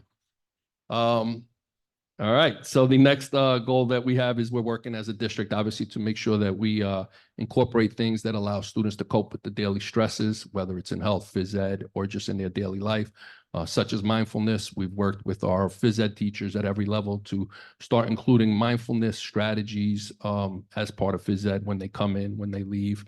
We offer yoga activities at the high school and the middle school. So those type of things that are going to allow students to pick up the skills in terms of coping with day-to-day stresses. I have to say, I'm glad I'm not 15, 14, 16, growing up in this era, it's hard. It's hard. I think they have a lot on their plate. They're stressed. And we try to do our best to help them and provide them with the skills to be able to deal with those things. Our health teachers and our administration work on obviously continuing to develop a health curriculum that evolves with time. Health is one of those areas that changes from year to year, so we have to make sure we stay on top of what the trends are and what the needs are for our students in our community. Our health teachers meet regularly, a phenomenal group of health teachers in terms of not only what they do, but the time that they put into plan, researching, working on lesson plans, activities that engage students and help them understand those things that they're going to need to live a long and healthy life. Facilities we talked about, the high school fields, middle school field, the bond, that'll continue to celebrate excellence in those areas that we talked about. One of my goals moving forward is just to start getting a pulse on student interest in terms of athletic opportunities that maybe we don't offer that are offered in other areas, and see if they fit for us. Not everything is a good fit. We may not have the students that are interested in some of these activities. So I'll, for example, flag football is one of them. Like to gauge their interest, but also see if our facilities fit, in terms of what we can offer. And other priorities I have here: continue to work with the uniform replacement. Bond priorities: continue our work as we bring in new units at the middle school and high school in terms of health and phys ed, to make sure that we're aligning with our CAD work, which we've been spending a lot of time with. And again, the middle school facilities. All right, I'll go back. All right. So these are the 6 New York State standards for phys ed, and I wanted to make sure I included this in here. As I said, a strong phys ed program leads to a strong athletic program. What the programs here in terms of K through 12 phys ed, what they do very well is expose students to a large amount of different activities, which is what you want to do. Individual, team sport, fitness, those are all included K-12. And that's why I think you see a high number of students coming out for activities, because their interest is peaked through phys ed, and then they continue to explore those as they move up. This next slide is just a sampling of the unit plans or the layout sequence of activities that we offer. You'll see high school, middle school, and the elementary level there. The elementary one is just a September layout of what we do. And as I said, students are exposed to learning that promotes and instills knowledge and skills necessary for them to live an active and healthy lifestyle, which is the ultimate goal of a good phys ed and health program. And the last slide just gives you an idea of what we cover in health. These are not all of the topics, but some of the topics. And as I said, we continue to always look to see what the needs are of students when it comes to health. And I'm a firm believer, no offense to science, social studies, phys ed, to me, health is the most important subject, because if you don't learn to live a long and healthy life, the other stuff doesn't ever come to fruition for you. So I do take health very serious. And I have to say, I'll say it again, the health teachers here are phenomenal. Thank you. Thank you, Mr. Ramirez, and thank you for also transforming our sports department in many ways. It's a wide breadth of everything. A lot is covered. I don't know how you find the time to touch on every point. Simple question. Our 12th graders, they leave, they go to college. Before they leave us, do you ever get conversations or questions about supplements, whether private or with a group? And so not me individually, but those conversations come up with coaches and our athletic trainer, who steer them in the correct way. And they would alert me if there was a concern.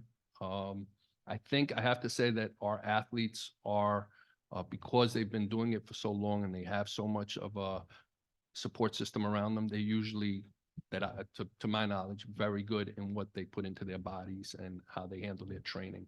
Yeah, no, that's great, because our athletes are top grade, right? They succeed, and there's a lot of healthy supplements that you can purchase. And that's really what I meant, is educating them on the healthy choices on what they can purchase at at those type of Yeah, we spent, GNC's vitamin stores and yep, the we like. do a whole unit at the high school and the middle school in terms of nutrition, but also healthy decisions. versus Vitamins, unhealthy healthy decisions. supplements. Yep. Yep. That whole gamut. Thank you. Yeah, actually, I think Mr. Bolson did one for the staff at Staff Development Day, which was very well received.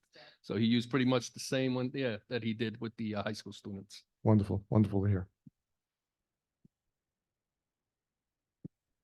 No further questions. Appreciate you presenting tonight. Thank you. Move on. Sure. Next, Ms. McLaughlin is going to go over staffing for us.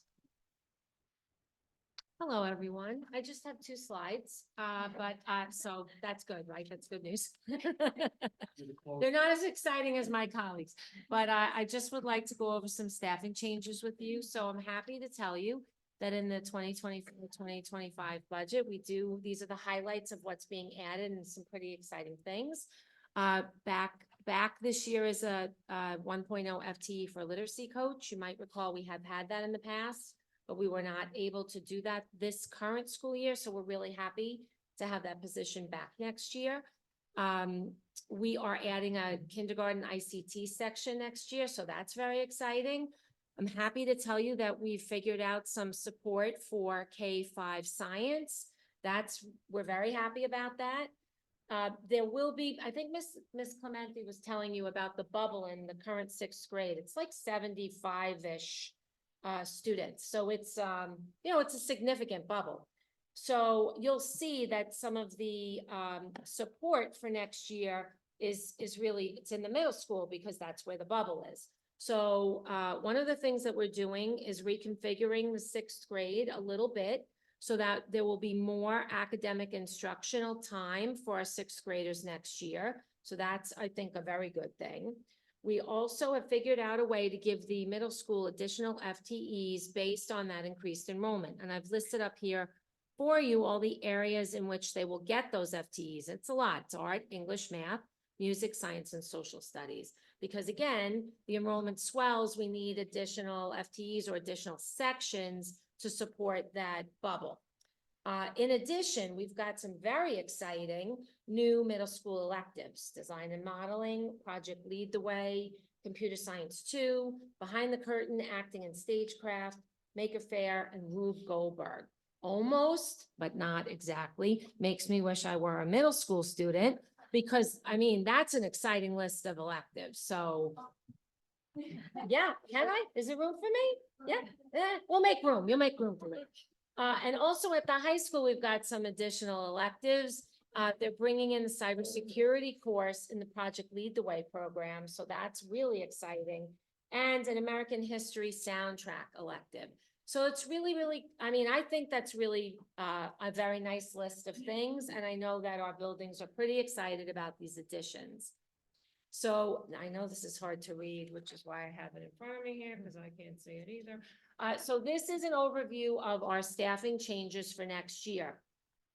So you'll see some of them are additions and some of them are minuses. So I don't want to read it all to you, but I do want to let you know that, like the literacy coach says new because it's a new position.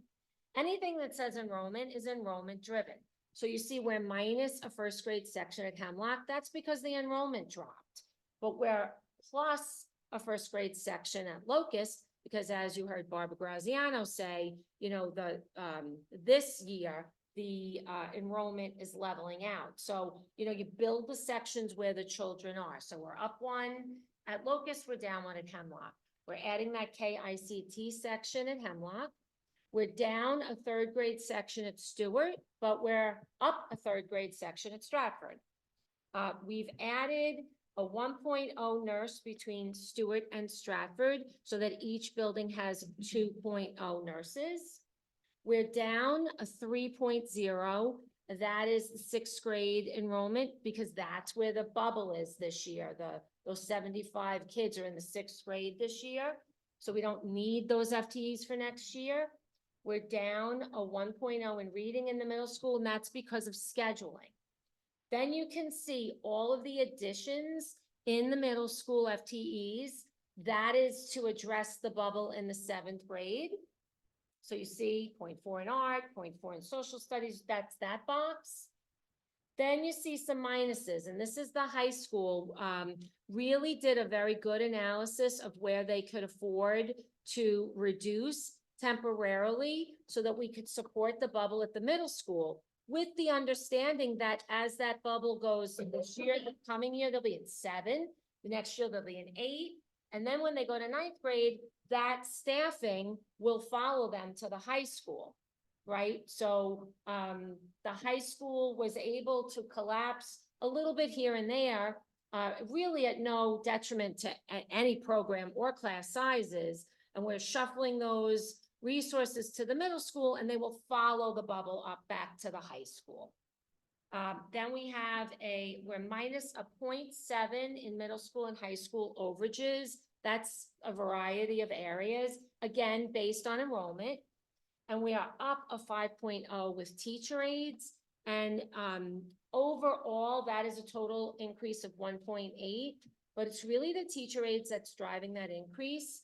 We have students with more significant behaviors, and they require, as you can see, it says IEP driven. Those teacher aides are all driven by what individual students need. So it's driven by the the CSC process, the IEPs. So overall, we're up a 1.8 FTE, and that's a full-time teaching equivalent.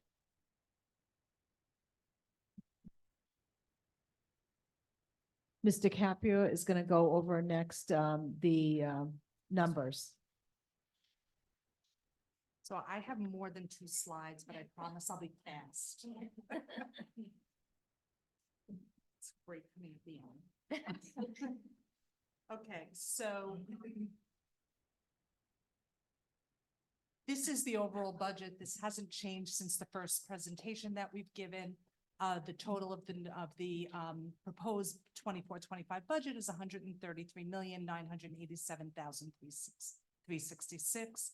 It's an increase of 2.84 or 3.7 million over the current school year. I'm going to go through the last part of the instructional, the program side of the budget. So we're starting with the 2250 codes. That is what Ms. Clemente presented on earlier. This handles, sorry about that.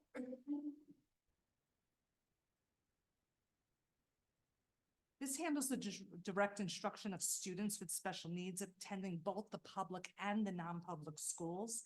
It includes teachers, teacher assistant, teacher aide salaries, tuition costs for all of those out-of-district students, contractual expenses, consultant services or related services, equipment, supplies, everything you can imagine under the special ed umbrella. And the increases that we're showing here are really primarily due to salary and tuition costs. The 2280 codes are for career and technical ed. These expenses are for career and tech ed programs that are operated. We participate through Nassau BOCES. BOCES bills us using a 3-year average for enrollment, and the decrease here is just due to the 3-year trend. Next, we have the 2330 codes where we have expenses for continuing education. The decrease here is in salaries. 2610 is for school and library media, and this is the cost for the operation of our school libraries in each of the buildings. Expenses include salaries for library staff, books, materials, database expenses, equipment, supplies, other materials, and the increase in 2610 is due to salaries. The 2630 codes is for computer assistant instruction, and this is what Ms. McGuire presented on a little while back. So the 2630 codes is specifically related to technology in our instructional program. During the administrative presentation we did several weeks ago, we talked about the 1680 codes, which is the other group of codes that Ms. McGuire is responsible for. So that has to do with IT on the administrative side. So they're broken up in different parts of the budget as far as admin and program, and we talk about them separately. So she gets 2 parts. In 2630, we have expenses related to hardware, software for instructional use, staff and staff developers, their salaries, any classroom supplies, materials, and the increase here is really primarily due to hardware, and there are some increases in our BOCES services as well. In the 2810 codes is for our guidance program. In these codes, we have guidance counselor salaries, the clerical office that support the clerical staff that support the guidance office, supplies, materials, and the increase here is due to salaries. In the 2815 codes, we have health services. So these are the expenses for nurses' salaries, consulting physician expenses, health services that we pay to other districts. So if we have Garden City students that go to school out of the boundaries of Garden City, we're required to pay for the health services for that, and those come out of the 2815 codes. It's also any supplies and materials related to nursing. So the increase here is due to salaries and some contractual expenses. The 2820 is for psychological services, and in the 2820, we see salaries and supplies and materials for our psychologists. The increase here is salaries. 2825 is for the social worker codes, and these are expenses related to that, including salaries, supplies, and materials for our social workers. The increase here is also due to salaries. The 2850 codes are for our co-curricular activities, and here we budget for advisor stipends for all the co-curricular activities, the supervision of special events, including prom, homecoming, plays, performances, and anything else. And the increase here is in the club stipends. And last but not least is the 2855 codes, which is what Mr. Ramirez presented on a little earlier. These include salaries for our coaching staff, intramural activities, supervision of referee costs, the athletic office and all of those, equipment, supplies, uniforms for our total athletic program. The increases here for a variety of codes, including salaries, BOCES, equipment, repair, and supplies. So really it's spread out throughout the codes. And I will give it to Dr. Sinha to complete. Thank you, Mr. Capua. So on the ballot, we have the two propositions. One is the school district budget, and the other one is the election of two Board of Education trustees. And that's on May 21st. So our next meeting on April 16th will be the adoption of our district budget. And then we'll have a budget hearing on May 14th with the budget vote and election on May 21st. And that concludes our presentation. And do you have any questions? It doesn't look like there's any further questions from the board. I guess at this time, if there's any citizens' questions or comments on the presentation, please come forward and state your name and address. Not seeing any questions. It's Rich Correa, 197 Meadbrook Road. The bubble, the middle school bubble, I might have missed it. What were we talking about in that regard? With the enrollment, is that what you're referring to, Mr. Correa? Was it the enrollment bubble? Yeah. In sixth grade, yes. Okay. Okay. And then I thought I saw a slide regarding classification, special ed classification levels for middle school versus, say, elementary level, and that there was an increase Yeah. at the middle school level. Yes, that was, we talked about that.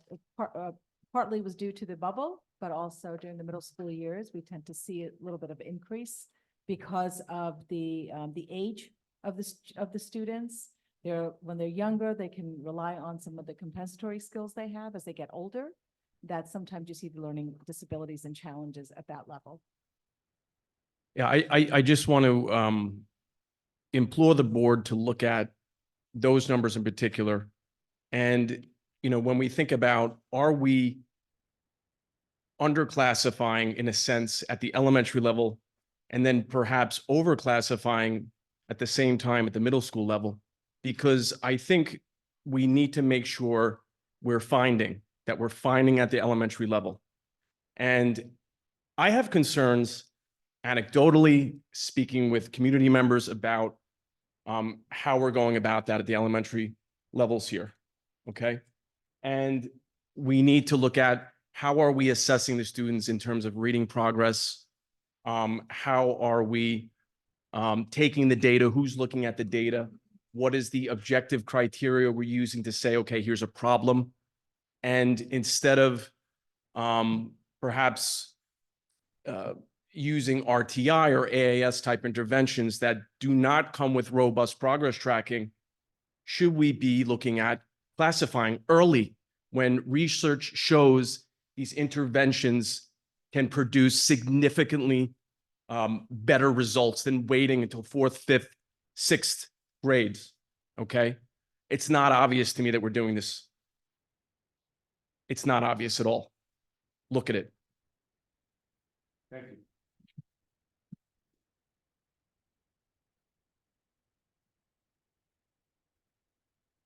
Hi, Sivan Chapman, 70 Willow. Forgive me, I'm gonna have a lot of questions here. One of the things that I'll start with is the fact that we did not have this presentation. Just the agenda, I think, was posted today. So we're all looking at this for the first time and trying to jot as much as we can down. It'd be really helpful to have presentation in advance. Normally it's posted, we'll make sure it's posted. Thank We you. weren't aware of that. The other thing is I'm asking a lot of questions from people texting me and asking me to ask questions because they don't have the ability to ask via Zoom. And it's very difficult for us to be here at 8, well, not for me, because clearly I'm here, but for most people to be here at 8:15 on a Tuesday to do this. It is for everybody. I appreciate that. Okay, that's one down.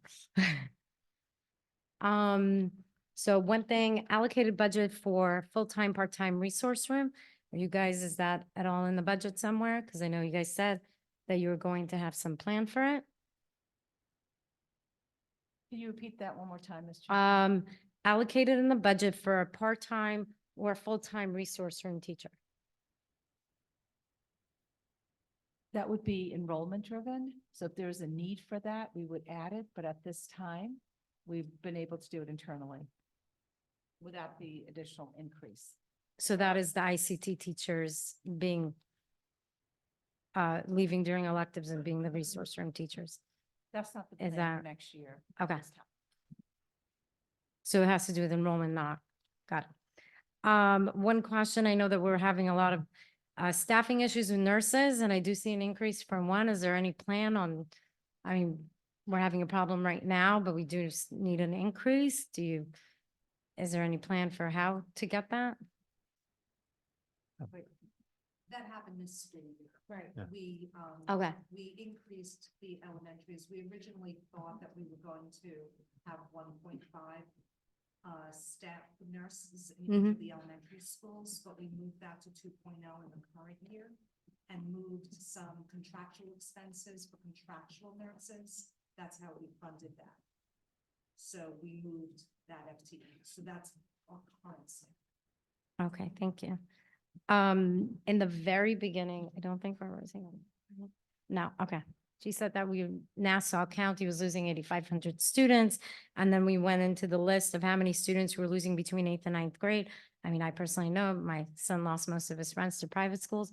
Do we see it as a trend of us losing children to private schools? And do we look at it We to what's do. happening? We do. Or and why we they're actually going? we actually see that we have less students going to private schools than before. Yes. We do. There's the trend is nice, it's going downward in terms of students going to private schools. So where are these kids going? They are, but I'm saying in the past, it was a higher number than what it is currently. Okay, because the slide that you guys showed an increase every year in the last 6 years. So they might just be leaving Garden City. Is that? In terms of going to private Yeah. schools, we really monitor that. We look at Okay. that data every single year. Okay, thank you. I think Rich was talking about this before for the Linkit. Since it is directly tied to MTSS and RTI, who actually looks at the data and makes the decisions of that? The MTS data is reviewed at the building level, and there's a very strong system of reviewing that database. And that they have regular meetings on with the MTSS team at each of the buildings. Thank you. Now, at some point in the transition meeting, and I know that that's, again, it's transition meetings are for a reason before CEC meetings, you guys had 52 kids coming in that were classified, and now we're looking at less than 20. Is that correct?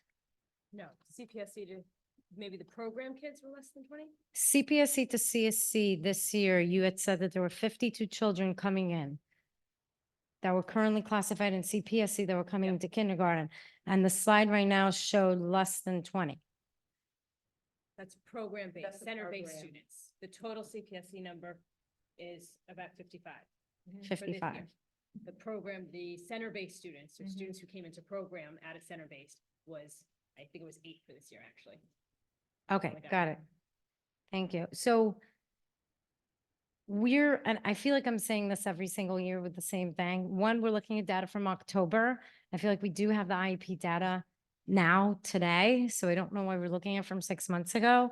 But then it seems like a decrease, but this is only IEP children. We can't say how many were declassified, why they were, how many still are on 504s, how many get building level support. So we can be looking at a much greater number than 12%. You know, do you have any data on how many 504 kids we have? I don't have the number in front of me, but yeah, I can provide you with that number.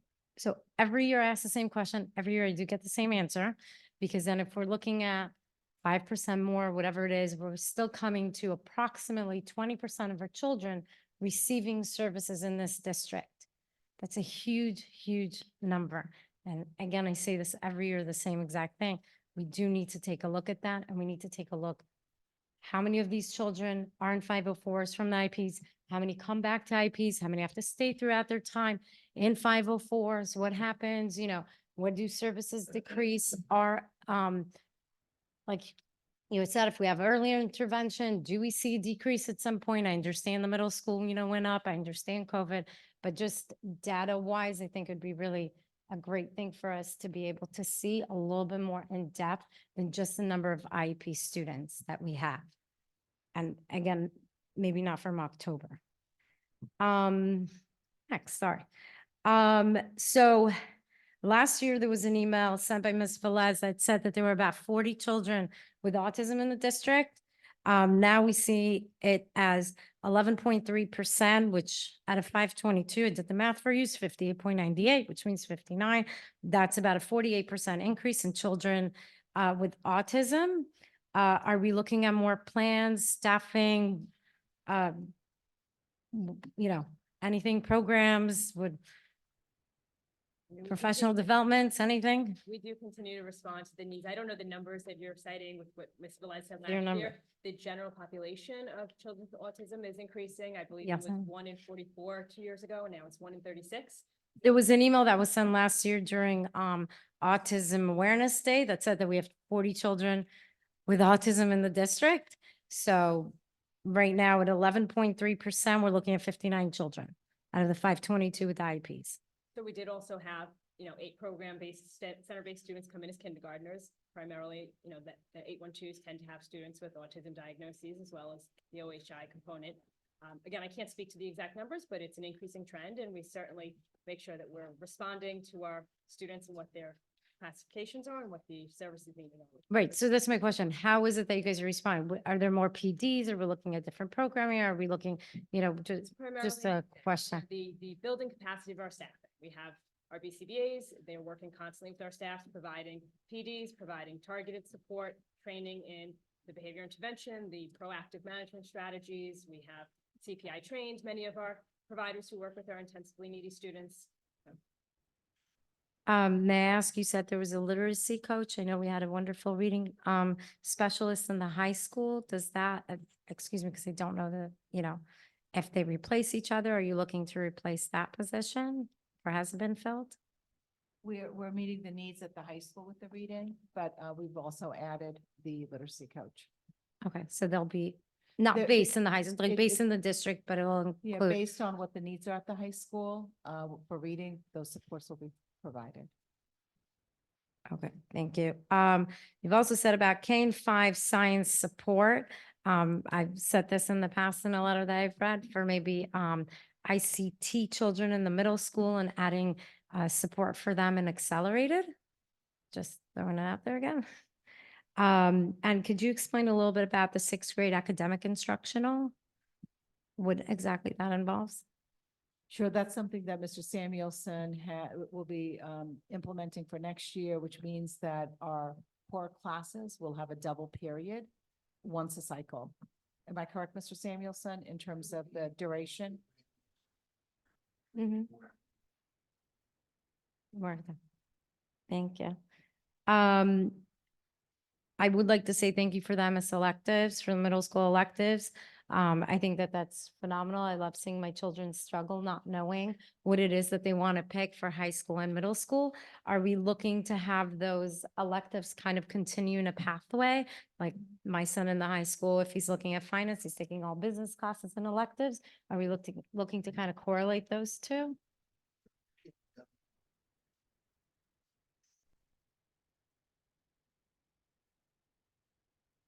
You have any more questions on the budget? Because we do have an agenda. If I know, because Mr. Samuelson's here, but no, it's This really, is all from everything that you guys have said. this is is- it budget related though? I mean, Well, I Just mean, what- it's from. I'm, the I'm happy data to and answer your everything. questions, but we do, I'm just saying, yeah, continue, but please try to keep them to the budget. This is all from everything that you guys have said. Every single one of these questions from today's meeting. Includes the data, includes the budget, it includes everything. It's not going to be specific to numbers because you didn't just speak about numbers. So last question though. And maybe for budget, where are the legal fees? How does that? Are we able to get some sort of breakdown or understanding of legal fees within the budget? Tonight, we only presented on on these three components, but that's part of the regular budget. We did present on. What was last week? I saw it last. Yeah. Oh, so that was the one in the, Should be posted, I think, hopefully. okay, I'll take a look at that. Thank you. Thank you.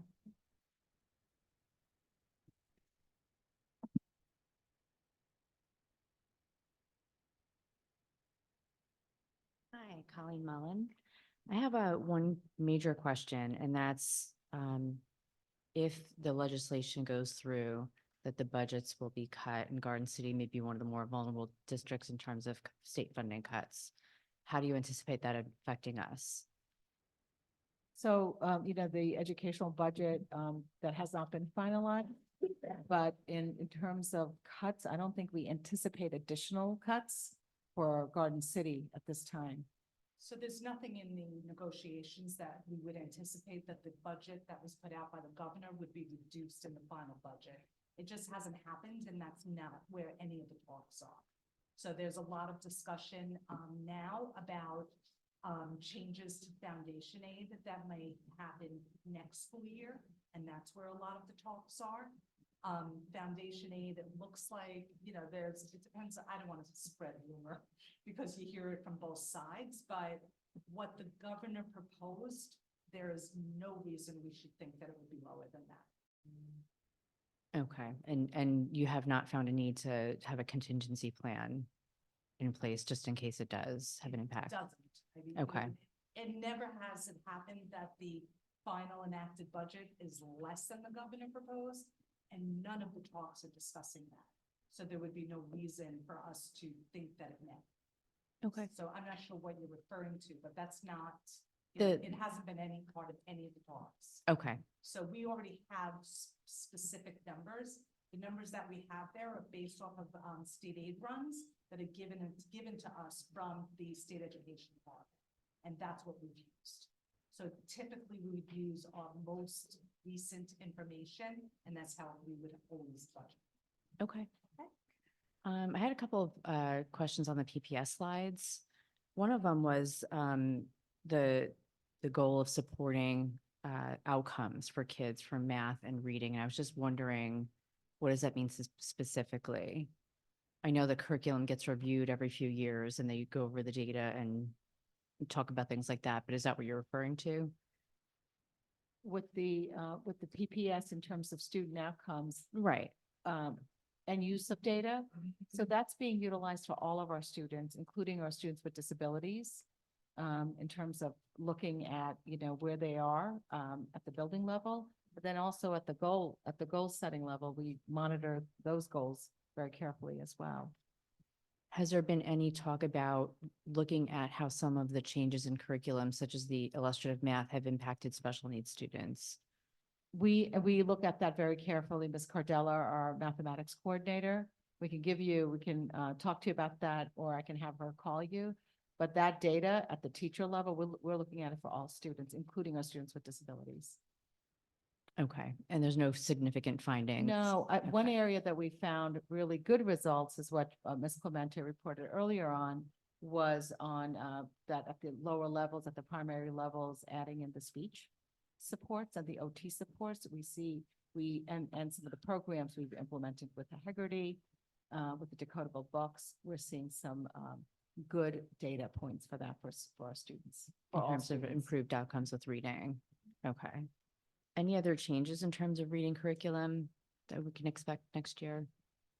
No, we continue to strengthen our, literacy is always an area we need to strengthen.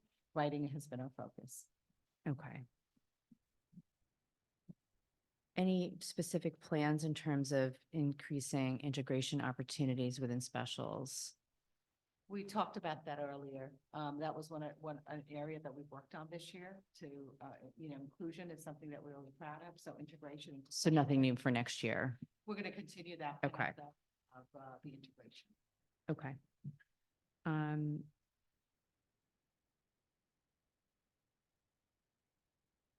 I apologize. I'm just trying to read without my glasses. I was just wondering, when you talked about proactive supports for speech, language, and motor development, is there any change in terms of programs being offered or what staff do specifically with kids to accomplish these goals? It's been our, the occupational therapist, our speech and language pathologist, along with our reading specialists. So nothing new in terms K-12. of, okay. And it sounds like there's a long-term plan to fill positions for OT, PT, and speech, but I thought that was kind of more of a critical issue. It is, and we are working diligently on the OT PT, but we also want to develop again, a long-term plan for filling those positions because they're difficult, and that's not just for Garden City. It's been really throughout New York State. It's been a challenge. And by long-term, do you mean hiring people as employees of Garden City, could not be- just contractors? That could be a part of our planning process. You're Okay, correct. but it's not definite. Okay, thank you.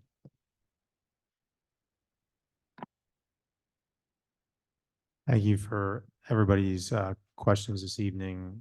If we have any follow-ups, please reach out to the administration, or if there's other presentations, please come and ask questions.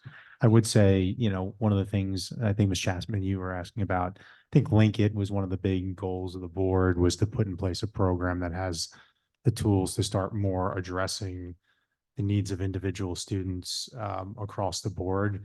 It is a pretty strong program. We've demoed it on our side. The administration's demoed it.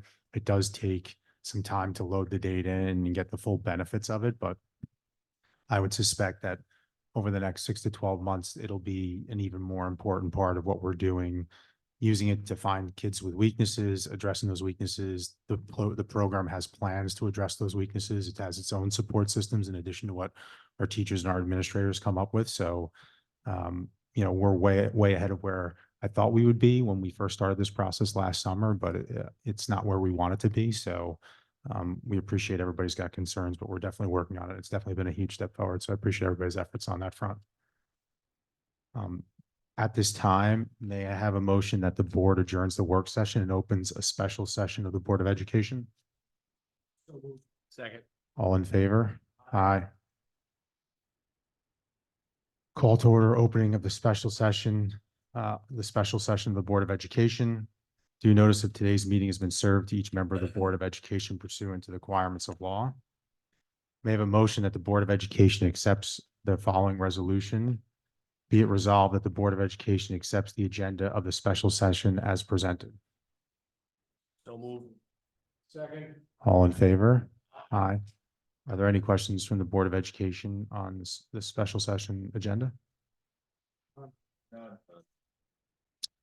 make more efficient use of meeting time, the Board of Education has authorized the use of consent agenda as part of the meeting agenda. The consent agenda allows for one motion to approve multiple items, as such items are identified on the agenda.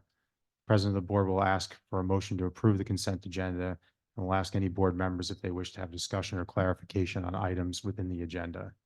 Following the discussion, the board will then move to vote on the consent agenda. You may request also to have an agenda item pulled out separately. At this time, does anybody wish to have any items removed? Okay, may I have a motion to approve the consent agenda, which includes business of the board items E1 through E3? So moved. All in favor? Aye. Future Board of Education meeting announcements. The next Board of Education meeting will be a regular session on Tuesday, March 19th at 8:15 at the Garden City High School. For those who'd like to attend. At this time, may I have a motion that being no further businesses to come before the board, that the meeting be adjourned? So moved. Second. All in favor? Aye.